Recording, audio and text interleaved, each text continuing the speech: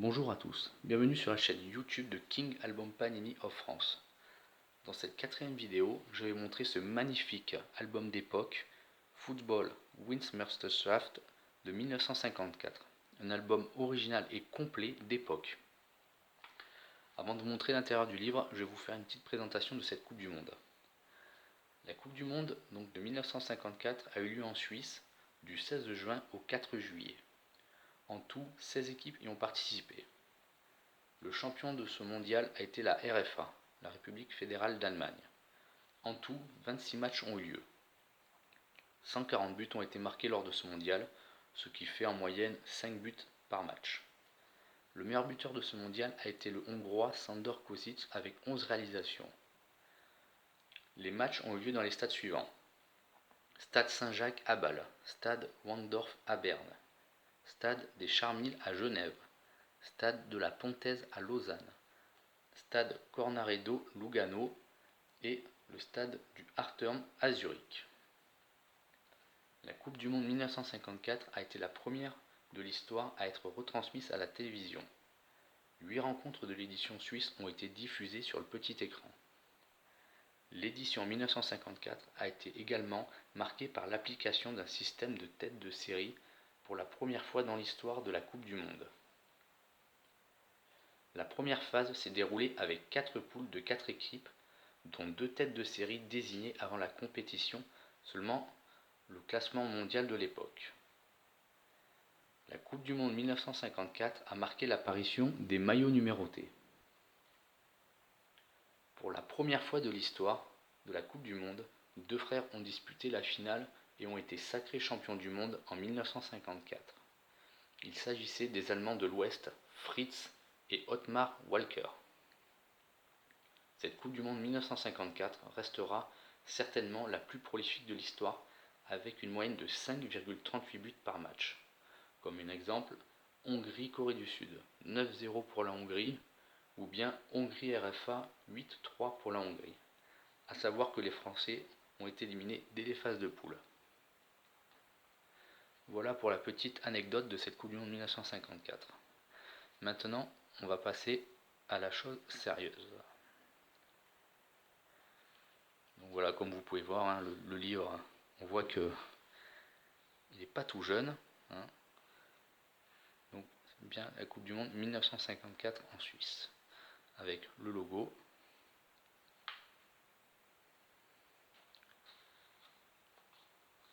Football Westmeisterschaft 1954.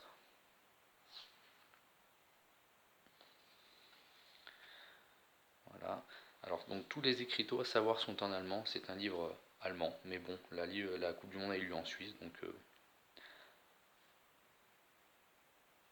voilà, donc à Berne, Allemagne, Turquie, 4-1 pour l'Allemagne. Donc en général, il y a un petit descriptif avec la ville qui est représentée, donc un petit peu l'histoire de la ville. Voilà, regardez. Hop.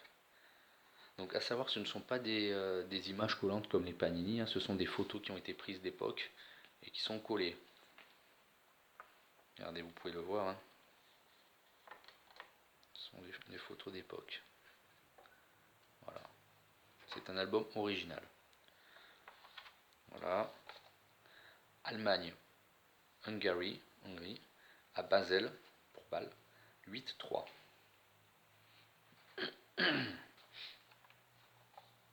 Voilà, donc avec les deux équipes, bien sûr, avec les tournants du match, on peut voir. Après, bon, là c'est tout écrit en allemand, ça retrace un petit peu le match, quoi. Hein. C'est à peu près ça, on va dire. Voilà. Voilà, on peut voir que c'est toujours pareil. Les Gaules jouent avec les casquettes, comme pour mes anciennes vidéos pour 1930. Pareil, on gardait cette habitude-là.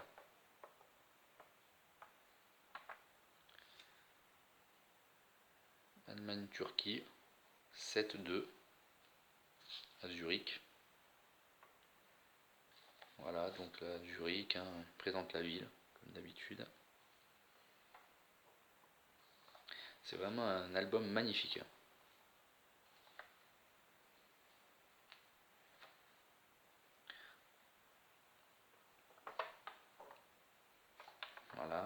Allemagne, Yougoslavie,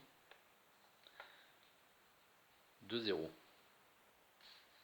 Pareil, donc la ville de Gent, hein, regardez, on peut voir. À Gent, et Gent, c'est la ville.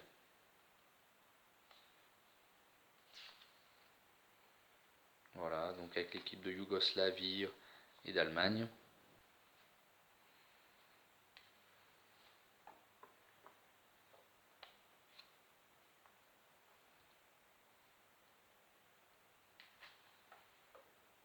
Ah, tiens, mais regardez, on peut voir, regardez, que c'est d'époque. Hein. Il y a encore les écriteaux. Il y a écrit Football, Winston 1954. C'est tout écrit en allemand. Comme quoi, c'est vraiment un album original. Uruguay, Hongrie, 4-2.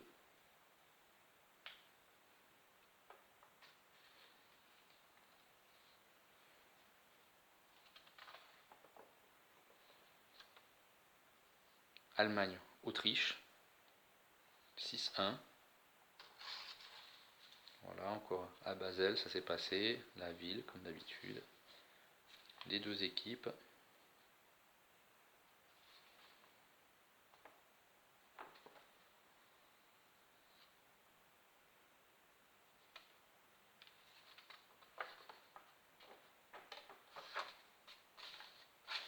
Autriche, Uruguay.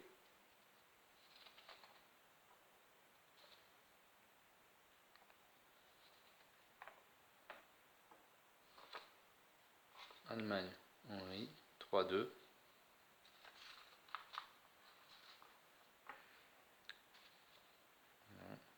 Comme on peut voir hein, sur cet album là, il y a déjà 51 pages, donc c'était vraiment déjà un album qui est pas mal pour la Coupe du Monde. Hein. Parce que la Coupe du Monde 1950 et 1930, il n'y avait pas beaucoup de pages, ça se résumait à peu près à 25 pages. En gros. Là, on est déjà à la 53e page. Voilà, donc toujours pareil. Hein. Comme vous pouvez le constater, hein, comme je disais tout à l'heure, les joueurs, ils ont les numéros sur le dos maintenant, sur les maillots, chose qu'il n'y avait pas avant dans les Coupes du Monde précédentes. Voilà la fameuse coupe Jules Rimet, qu'on peut voir là.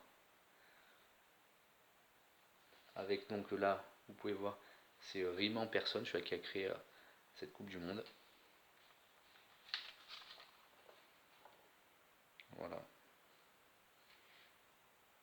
Donc ça c'est les vainqueurs de cette fameuse Coupe du Monde, la RFA. Avec Fritz Walker, comme je vous disais, les deux frères qui ont joué cette finale. Fritz Walter.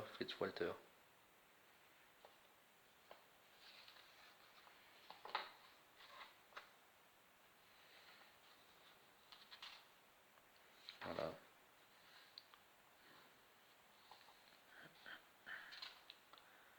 Donc là c'est les joueurs qui ont gagné, avec l'entraîneur, les milieux, les centres, les attaquants.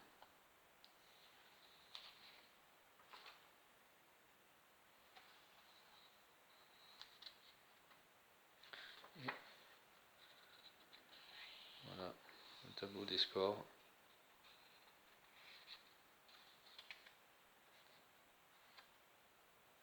Voilà, on arrive à la 71e page. Donc pour vous dire que il y en a pas mal. Voilà pour cet album, la Coupe du Monde 1954. Bon, j'espère que ma vidéo vous a plu. Et dans tous les cas, je referai encore une autre vidéo. J'ai d'autres albums de la Coupe du Monde 1954 à vous montrer. Et donc ben, je vous dis à bientôt. Et n'oubliez pas mes vidéos sur la chaîne YouTube de King Album Panini of France. Merci et à bientôt.